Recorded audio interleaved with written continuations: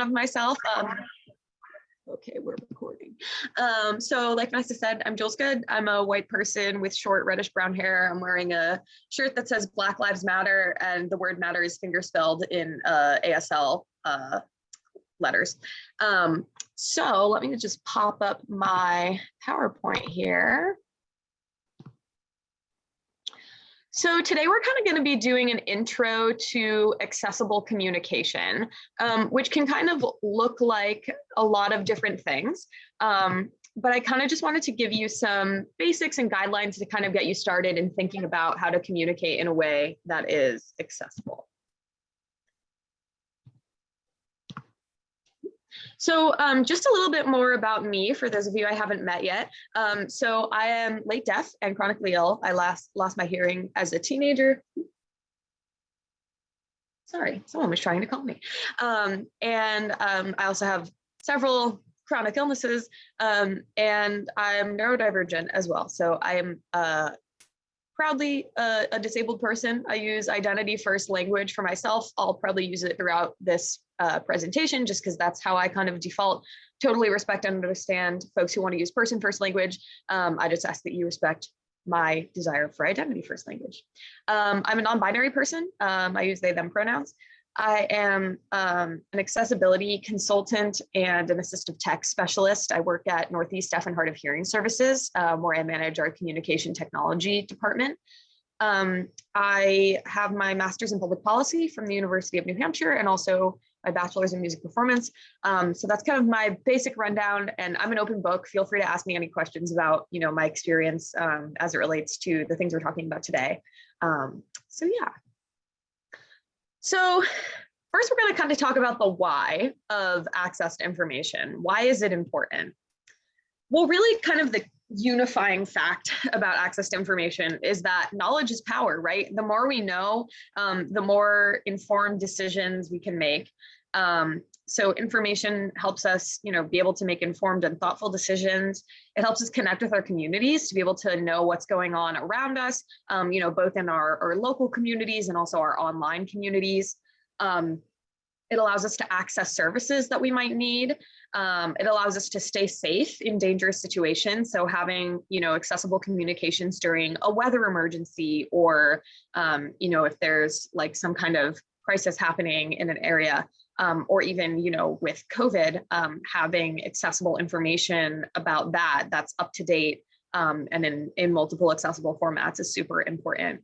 And lastly, information helps us make choices independently, right? When we're able to access the information ourselves and not have to get it through another person or kind of like a third party, then we're able to make more informed choices and have kind of more agency in the decisions that we make.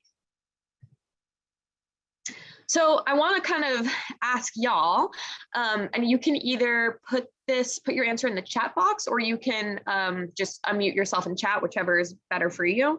And the question I have is, have you ever found it difficult to find information that you needed, and how did that feel? I'm seeing some nods, so yeah, feel free to put it in the chat box or unmute yourself and share with us.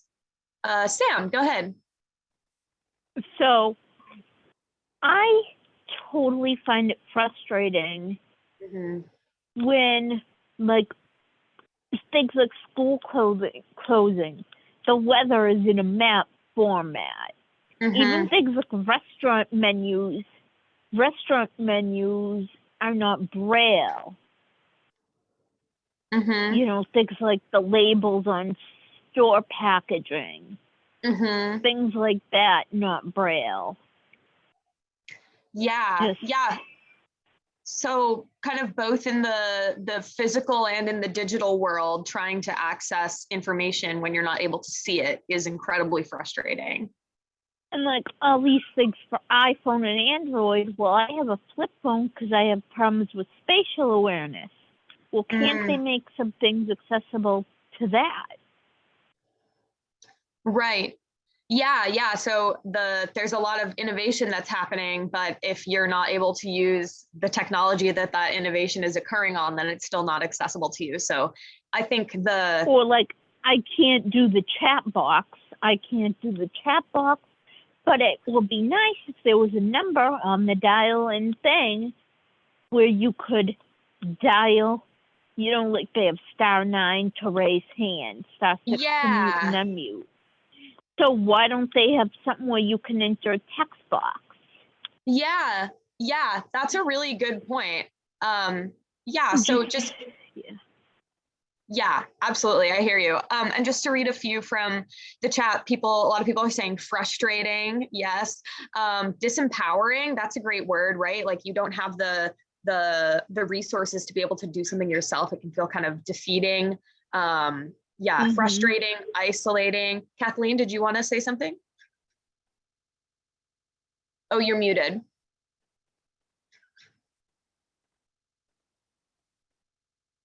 Kathleen, you're muted.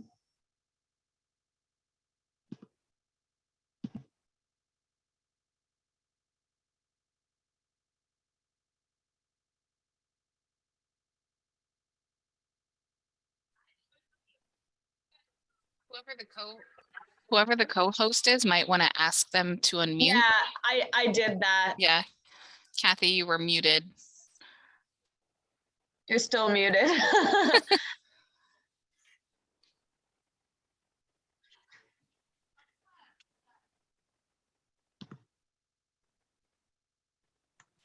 There you go. I'm sorry. That's okay. That is for my point. Fine motor is difficult for me. So when somebody asks me to put something in the chat, the meeting is half over.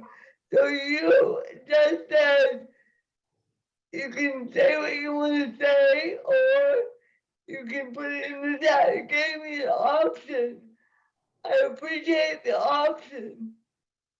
Yeah, absolutely, right. It's really important to allow people multiple ways to do things because not every option is accessible to every person. So yeah, great point. Yeah. Well, thank you. Yeah, of course. Thank you. Scott, did you have something to share? I can agree with Samantha because when I try to look up my fundraiser page, I say, oh, add money to my fundraiser page. I'm going, where's the option of adding money when I get offline donations? I'm going, that's frustrating as I look up things. They're going, oh, go to www. I'm going, right. So there's like too many steps. Yeah, there's too many steps and it's like not clear. Yeah. So those are all really good points. Thank you so much for sharing that. Excellent insight. Just to kind of get us all on the same page about accessibility. So when I talk about accessible communications, this is what I'm referring to. And this definition of accessibility is one that my organization has kind of come up with, and we're constantly changing and evolving it over time, but as it stands right now, we define accessibility as a commitment to ensuring everyone can fully and independently use services, navigate spaces, and not just participate, but lead. So to break that down a little bit, a commitment, meaning that you're not just making something accessible one time, you're making it accessible for the long haul, and you're changing your processes to make sure that things can be accessible in a sustainable way continuously. Everyone, meaning everyone, not just people with some disabilities or people without disabilities, but everyone, fully and independently. So meaning you have equal and equitable access to the same information or processes that everyone else does. And when we say independently, really that doesn't necessarily mean having to do it by yourself, but doing it with the amount and the type of support that you choose. And then, using services, navigating spaces, and participating, things that we do every day, kind of out and about in the world, both, in the physical world, in real life, and in the digital world online. And then not just participating, but being able to lead. So an example I always use here is one time I was working with a theater who had a wheelchair accessible audience seating section, but the stage was not wheelchair accessible. So the space wasn't truly accessible because folks in wheelchairs could watch a performance, but they could never be on stage or, be able to lead and inhabit the space in that way. So making sure that all aspects of what you're doing are accessible and not just kind of the bare minimum. So what are some common barriers to information access? I'm kind of going to break this down into 4 categories. And again, you know, this is just an hour-long like intro type of deal, right? So this isn't going to be completely comprehensive, but I wanted to give you a few examples from each of these categories. So visual accessibility. If you know we're not designing things being mindful of colors and fonts, if we're not being mindful of software compatibility with things like screen readers or refreshable braille displays, then those can be barriers to visual accessibility. Auditory accessibility. So having captions and transcripts available, visual means of communicating auditory information for people who can't hear. Language accessibility, so things like plain language, having American Sign Language interpretation available, making things available in foreign languages. And then cognitive accessibility, so having simplified processes, making things easy to navigate, not having a million steps to do something that could be done in 2 or 3 steps, just trying to make things as straightforward as possible. And also multiple ways of presenting info. So we'll get into a little bit more detail about each of these as we go along. So why isn't information already accessible, right? Like, we know that accessibility is what we should be doing. There's laws that say accessibility is what we should be doing. So why aren't things accessible? Well, accessibility needs are often ignored in design processes, or they're added at the last minute. So a lot of times when people are designing, you know, anything, a space, a website, a social media post, a flyer, they're not necessarily thinking about accessibility from the start. So it either gets ignored or it gets sprinkled on at the last minute. And what I always say about that is, if you're baking a blueberry muffin, right, you're not going to bake a plain muffin and then throw blueberries at it. If you're baking a blueberry muffin, you're going to mix blueberries into the batter. And so with accessibility, you have to mix it into the batter. You can't just throw it on your event muffin at the last minute. And another thing is that most people aren't taught how to communicate information in an accessible way. It's not something that's a part of a lot of, you know, education or professional development, or the places where people learn, you know, the skills that they use to do their jobs and to create these events and spaces and designs. They're not taught how to incorporate accessibility. And then we have the issue of something called disability dongles, which is a phrase that was coined by 2 colleagues of mine, Alex Haggard and Liz Jackson. And a disability dongle is a way to describe something that's designed and marketed toward fixing an accessibility issue, but is only like a partial solution. So if we think about like web overlays, for example, if you've ever gone on a website and they have like oh, accessibility like widget menu where you can like expand the font or things like that. And it claims to make the website accessible, but it doesn't make the website accessible universally, because the things that are needed to do that aren't embedded into the code of the website. You're just putting an overlay on top. So things like that are only partial solutions, and those are kind of barriers to accessibility, because people think that they're making something accessible, but they're really not. And Vanessa, it looks like we have some folks in the waiting room. I don't know if you're able to let them in. That I don't see. Oh, okay. Oh, maybe they got in. Okay, never mind. I just had a notification. Thank Awesome. you. So before I move on to this next part, I just want to pause for any questions you might have so far. And again, you can either put them in the chat or raise your hand and say it out loud.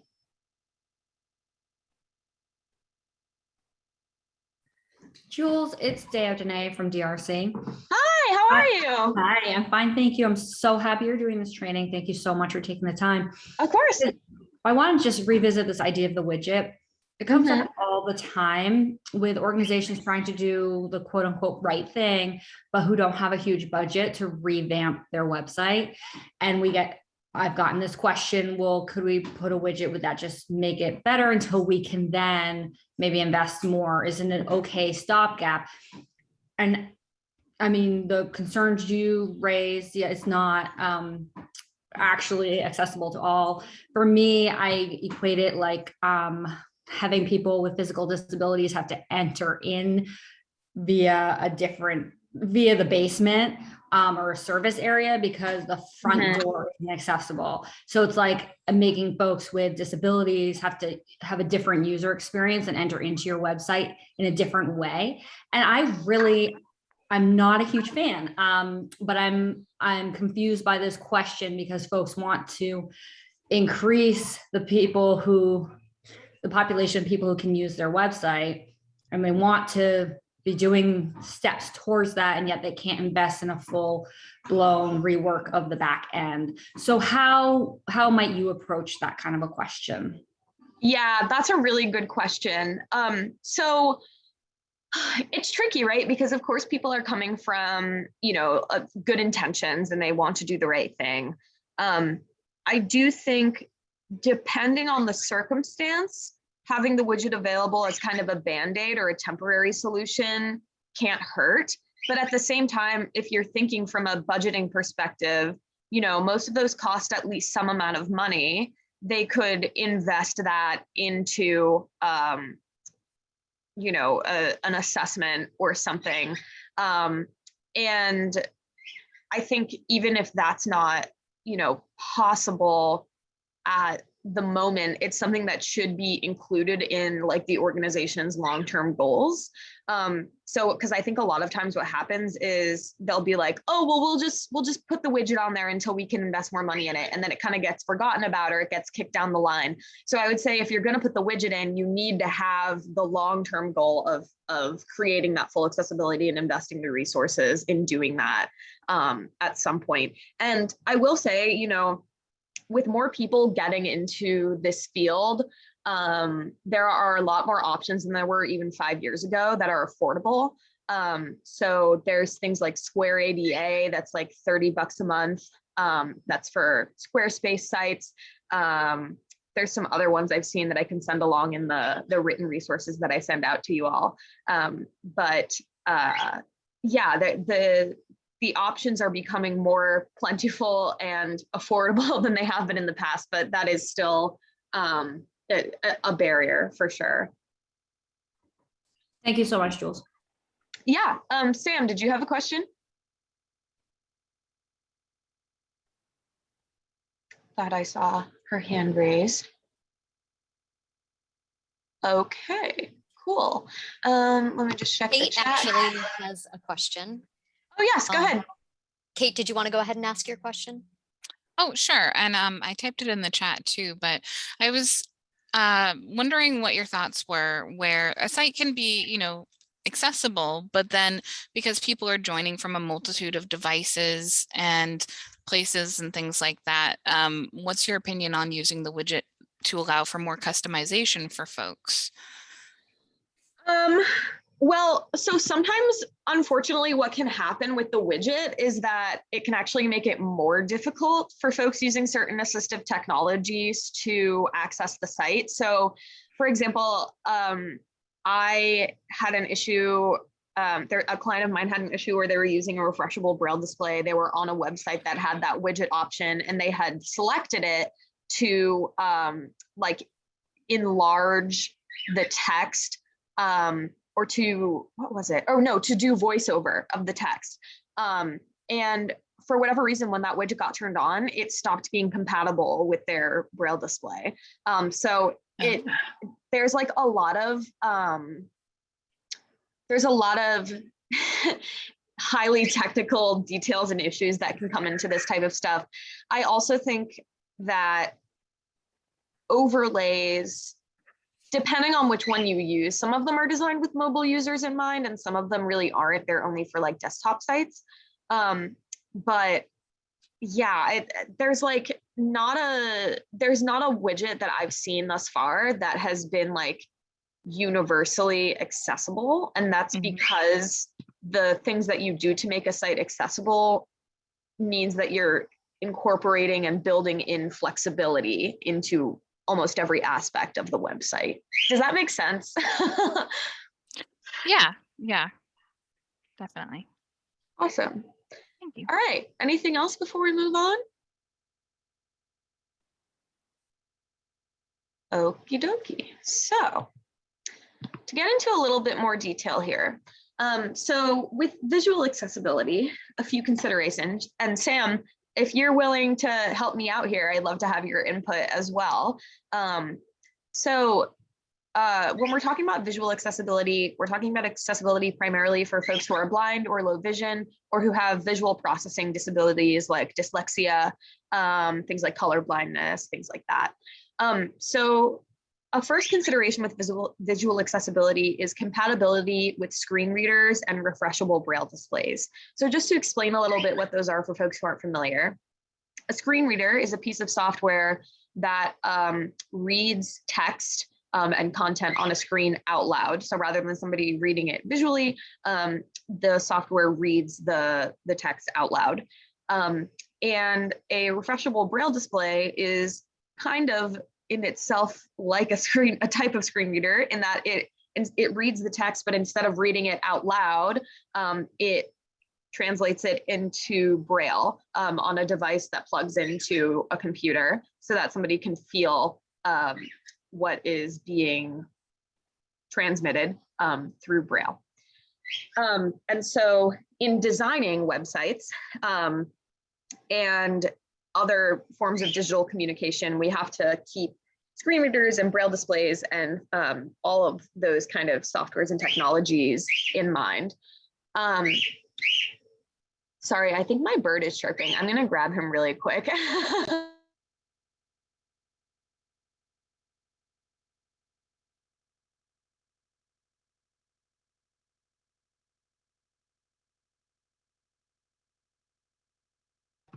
Sorry about that. He gets excited when I'm on Zoom calls. He wants to join in the party. Moving on. So color contrast. So this is maybe a concept that you're familiar with, but when we talk about contrast, so I have a picture here on the right side of the slide that has two squares. One is a black square on a white background, and the other is a light gray square on a white background. So the black square on the white background is what we would call high contrast, because there's a large difference between the dark black color and the light white color. The light gray square on the white background is what we would call low contrast, because there's not a lot of difference between those two colors visually. And when we design things, especially when we're thinking about putting text on colored backgrounds or highlighting certain components of something that you're designing, it's really important to have high contrast, because for folks who are colorblind or low vision, it can be difficult to distinguish when the contrast is not good. Another thing to consider is your fonts. So you want to use fonts that are relatively simple. Some people do better with what we call serif fonts, and other people do better with sans serif fonts. In the written resources that I'll send to you all, it has a breakdown of that. But regardless, you want to pick a font that's simple and easily readable. So ignoring, like, you don't want to, you want to avoid fonts that are in like cursive or have super like swirly and ornamental letters, you know, when you're communicating information. So you could use a decorative font like that, maybe if it's like super large and like the title of something, or if you're using it as like a decoration and it's not like super important to the message or the content that you're sharing, but you never want to use that to communicate important information, because a lot of people aren't going to be able to read it. Another thing to consider is having large print versions of documents. So this is especially for like printed paper documents. So large print essentially means that you're using 18 to 22 point font, and you're spacing it in a certain way. There's a few different guidelines that I'm going to send to you about large print documents. So making those available, especially if you have, again, like paper printed versions of information. And then alt text. So alt text and image descriptions, they're technically different, but for our purposes, they're kind of the same thing. Using text to describe what's happening in an image.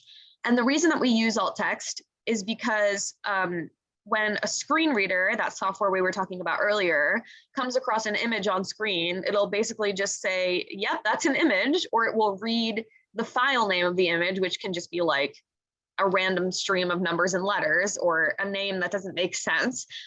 So we want to add alt text to images so that they can be described in a way that makes sense for what the picture is. And again, in the written resources I'm going to send you, there's a bunch of guidelines about how to write alt text and how to incorporate it into various social media platforms and things like that. So I won't go into the super nitpicky details on that right now, but just knowing that that is a concept you should be familiar with. Sam, if you don't mind me picking on you, is there anything you think I missed here? Anything you want to go into more detail about?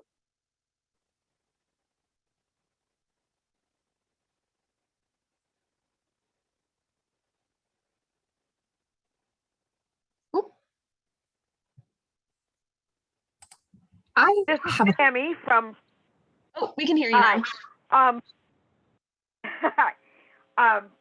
I just wanted to mention that screen readers aren't the only things that can help people with low vision, but a screen magnifier could also work for them.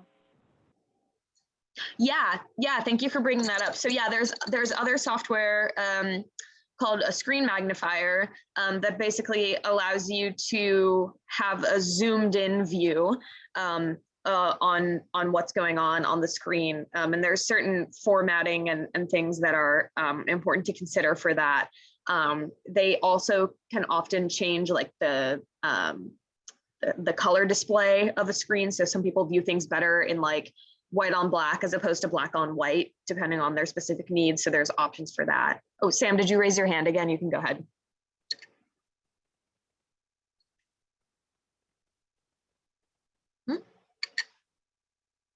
Maybe that was from earlier. Okay, cool. Thank you for that. Yeah, awesome.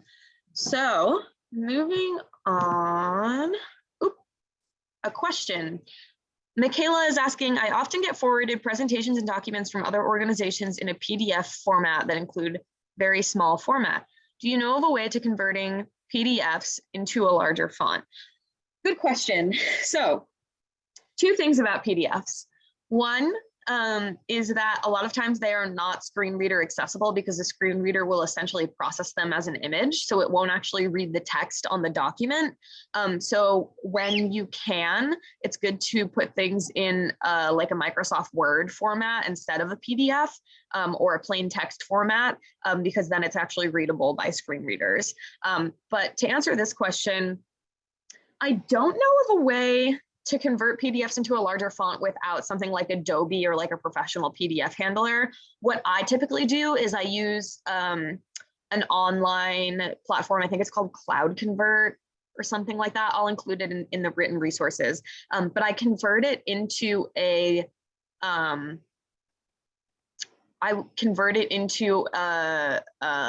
Microsoft Word document into docx format, and then I blow it up. So that can be a way to convert into larger font.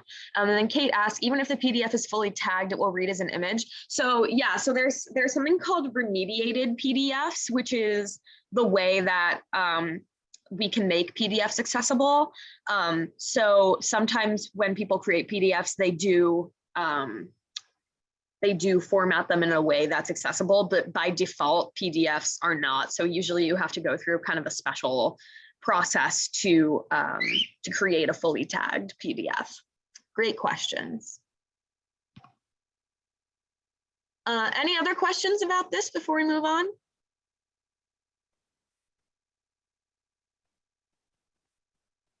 Okay. So auditory access. So This is mostly for deaf and hard of hearing people and also folks with auditory processing related disabilities. So maybe people who can hear, but for whom it's difficult to process information that's coming in a auditory format. So one thing, captions. So particularly if you're posting a video, you want to make sure that it's captioned. In the written resources I'm going to send you, there's a bunch of stuff about captions, what platforms you can use and kind of how some best practices for doing it. But essentially, there's a bunch of apps and software now that will automatically caption your videos, and then you can go in and edit any mistakes that the auto captioning makes. So instead of having to do everything by hand manually, you can kind of get a good start with the auto captioning and then go back in and edit it to fix any mistakes that it makes, which is really cool. And then transcripts. So if you're posting like a clip from a podcast or a song or something that's an audio only format, you want to make sure you go ahead and post a transcript, which is just, a written out version of whatever words and sounds are contained in that audio clip. And yeah, the editable auto caption resources, I will share those with you, but basically there's like I said, a bunch of different apps and platforms now that make it easier to do that than it was in the past. And then language accessibility. So for people who are learning English or who struggle with language processing. So the reason a lot of times people are confused that I put American Sign Language in the language accessibility section rather than the auditory accessibility section, because we associate ASL with deaf people.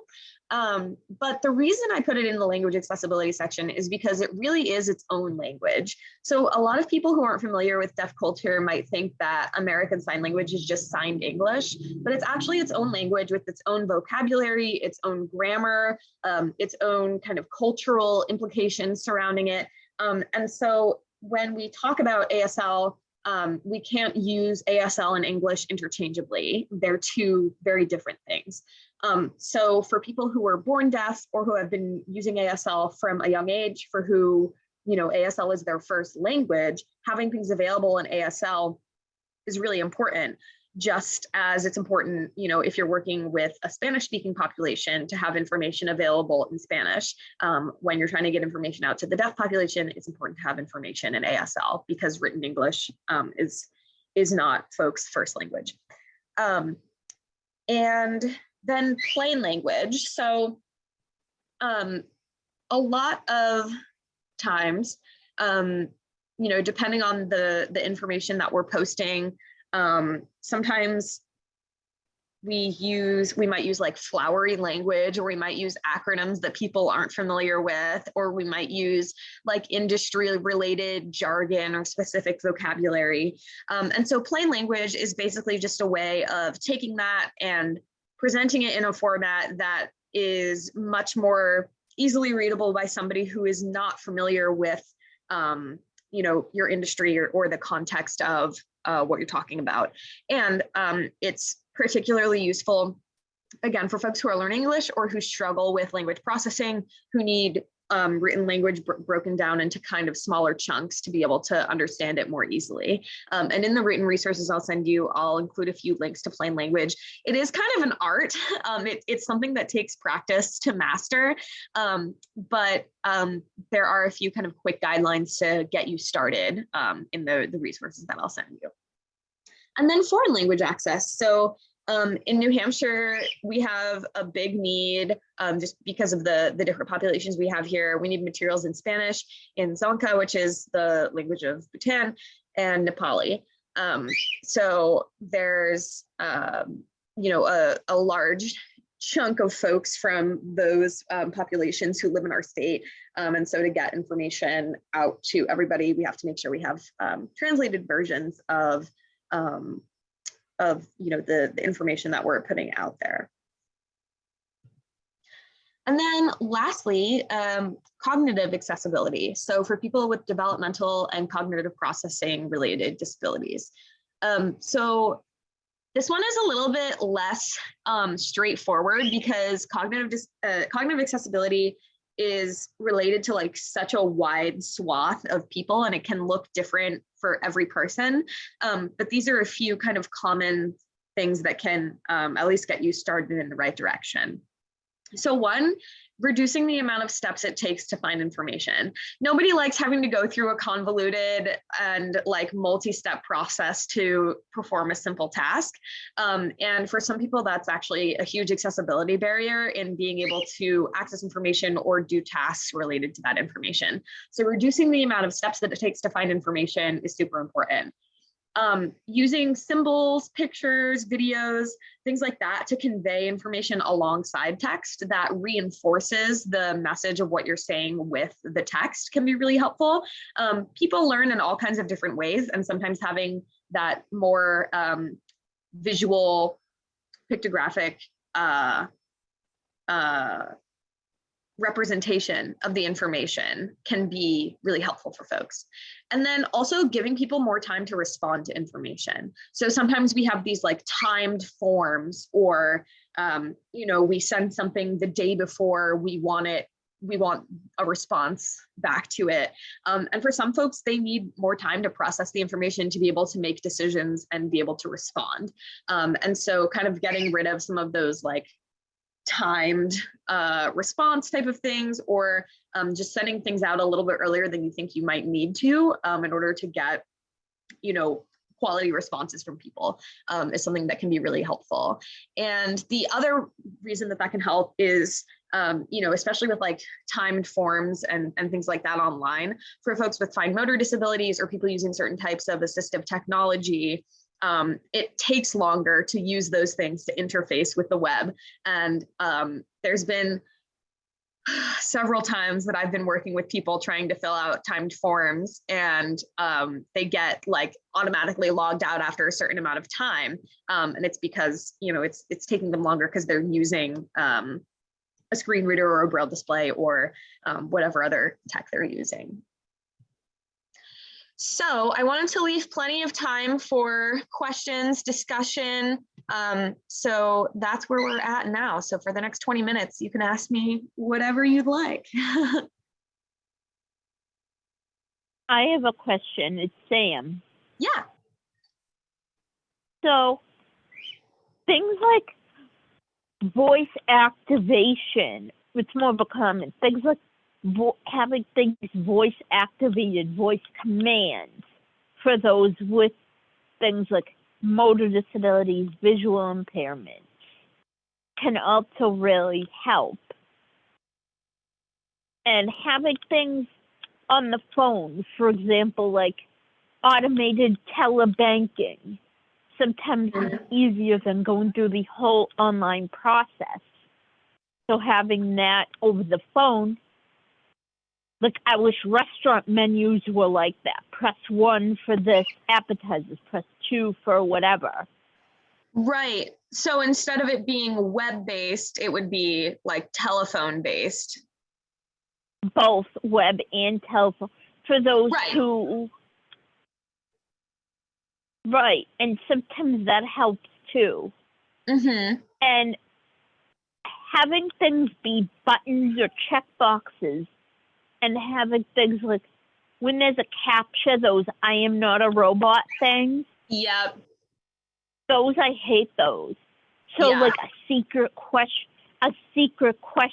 sometimes works better. Having a thing where you can listen to the numbers that are being, said, or just a checkbox, I am not a robot, whatever, something, versus having that capture that image can really help. Yeah, absolutely. Thank you for bringing up all of those things. And I think, sorry, did I cut you off? And sensory accessibility. So for those who get overwhelmed by sensation, having controls, turning down the volumes of things, the brightness of things. Yeah. And things like that, sometimes often the sensory needs of people when you're designing a space, having quiet, safe spaces. Yeah, totally. I think so. I mean, just for like our purposes today, talking about communication, we didn't really get into a lot of that, but definitely in terms of accessibility in general, those are all things that need to be considered in design. And I think, you know, talking about all the different options that you discussed brings up a really good point, which is that when you are, you know, designing communication materials or you're designing a website or something like that, testing it with people who have a variety of different accessibility needs is so important. And a lot of people skip that step. They just kind of, you know, assume like, oh, well, I did this, so that means it's accessible to everybody. But really, for something to truly be accessible, it needs to have different options for interfacing because everybody has different needs. For example, you know, for some people using the CAPTCHA is fine. For some people, it's literally impossible to use. And so having a different option is super important. Having something like a security question or an audio CAPTCHA or something like that. So yeah, really, really good points all around. Diodne? Hi. So I apologize for background noise. I do have my daughter here watching a show. So I have a bunch of questions. I'm going to try and start with just two. Sure. With alt text, I run into an issue with alt text because we're trying to include people with disabilities in all of our images, really positive views, no inspiration stuff.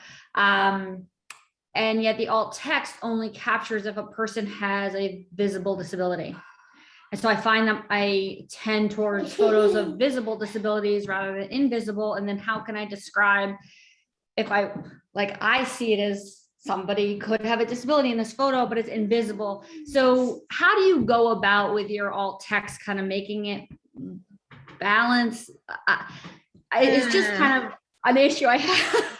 Yeah, generally. So yeah, that you bring up a really good point, and this is something that's been in discussion in the community recently, is kind of like the ethical implications around alt text, because describing things like race or describing things like disability or you know, all kinds of different descriptors that can be, for lack of a better term, politicized.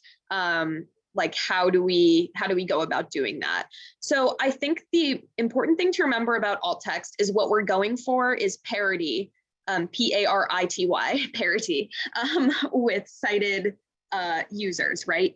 So if I look at an image and I see a person and I can tell that they're Black, then in my alt text, I should say a Black person, if that's relevant to the context of the image.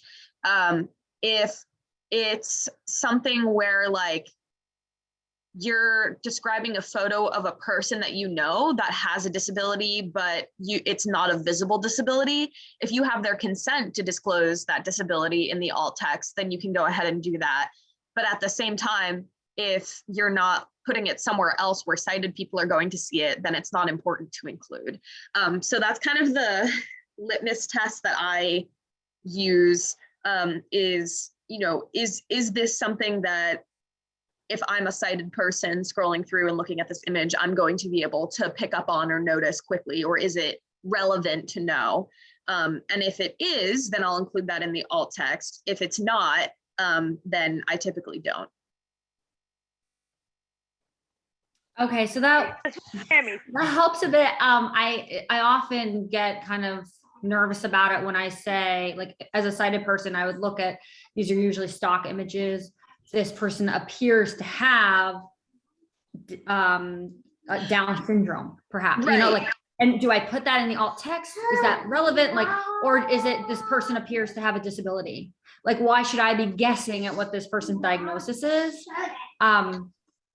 Would you go with disability, or would you go with naming, oh, they appear to have cerebral palsy? Like, it's just so what I typically recommend is describing what you can see. So for example, if I saw a picture of somebody in a wheelchair, I wouldn't say this is a picture maybe of somebody with cerebral palsy, because I don't know that, but I could say this is a picture of a wheelchair user. So right, that's what I do, of course. Yeah. So, and same thing with Down syndrome. I mean, it could be that, yes, somebody has Down syndrome, but that's like not the disability. They have another disability or Right, they might something not like that. identify as that, like, and that's Yeah. just, it doesn't seem like up to So- me. So would I just put disability? Yeah, I would say like general disability. Yeah, Kathy, did you have thoughts on that? Yeah, or like there are a lot of disabilities that might look like CP, so you can't say this person, you know. So I would just leave it at plain old disability. I mean, Yes, Kathy, that was not a good example. no, It's more but like, you know what I mean. I'm not offended or anything, but I mean, I was thought you only talk about disability if it's relevant to the situation. So probably on the DRC, it is relevant because it's the DRC. I mean, but you know. I'm sorry, Kathy, I didn't catch that. And I think it was probably an important point for me to understand. Yeah, like, I was taught that you only talk about disability if it's relevant. So, like, for example, my friend told me he's an artist, and he has CP, and so I would say, what I need to say, Tommy is a wonderful disabled artist, or can I just say, Tommy is a great artist? You know, the fact that he's disabled, yes, he paints using his head, but the point there is that he's a good artist. You know, not necessarily that he's a wonderful disabled artist. He's just a wonderful artist. You know, so only if it's relevant, you know. Yeah, no, that's a great point, Kathy. So I think that brings us into this question of like context. So for example, if I was describing, why can't I think of an item? If I was describing a picture of a stadium, for example, right? And the story that I'm posting it with, or the tweet that I'm posting it with, or whatever, is about you know, the football team who inhabits the stadium, then maybe I would focus in my image description more on the aspects of the stadium that are related to the football team. So like, you know, a stadium with risers that has a you know, New England Patriots flag or whatever. Yeah, go Pats. If the context was related more to, oh, we just did brand new renovations on this stadium, for example, then I might say, you know, a stadium with brand new risers and a shiny new Jumbotron or whatever.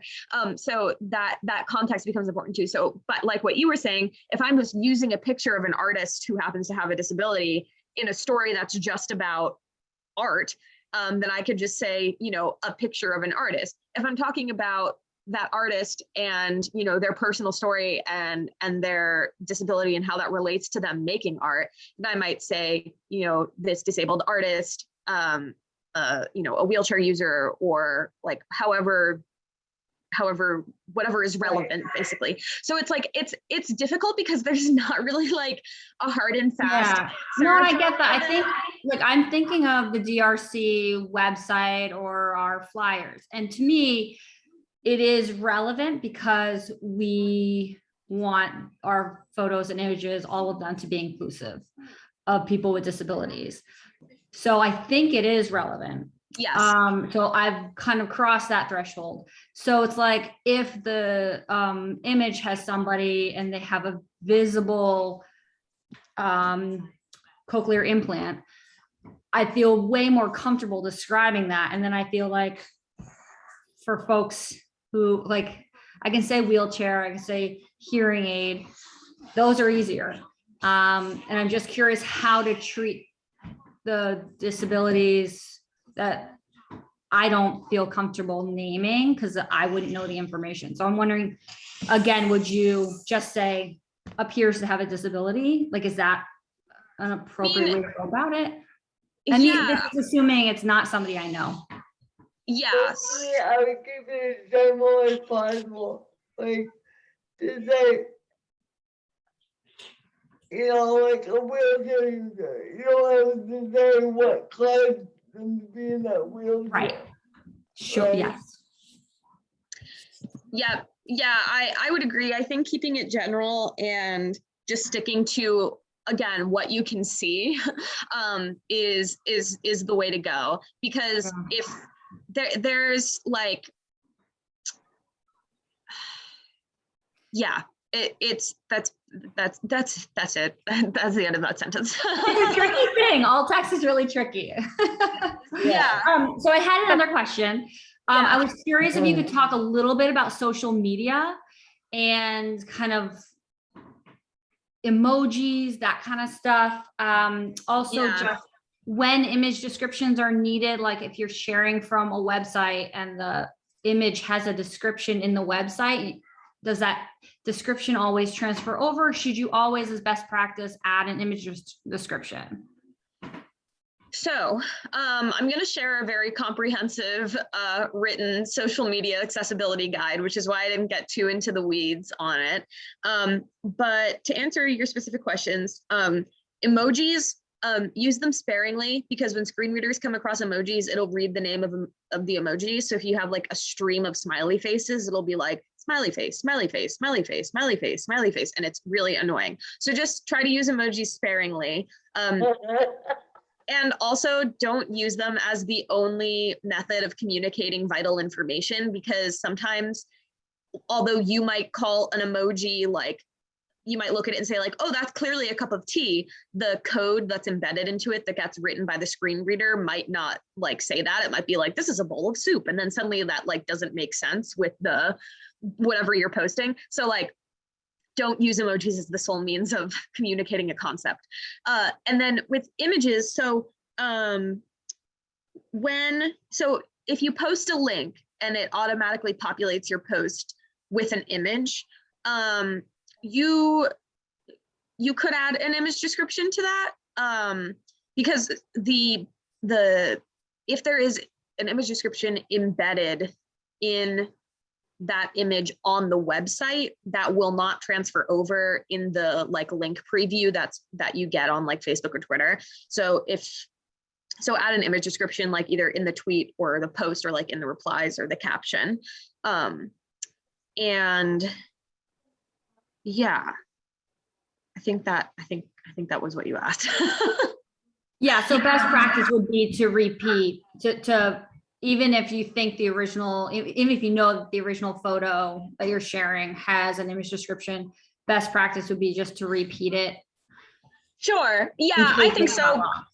Yeah, because I think sometimes like, I mean, again, we're going for parody, right? So like the image populates there because it's used to communicate a concept or be like eye-catching in some way about the story. So somebody being able to access the context of that so they can make the same like informed decision about whether or not to click on the link is good to do.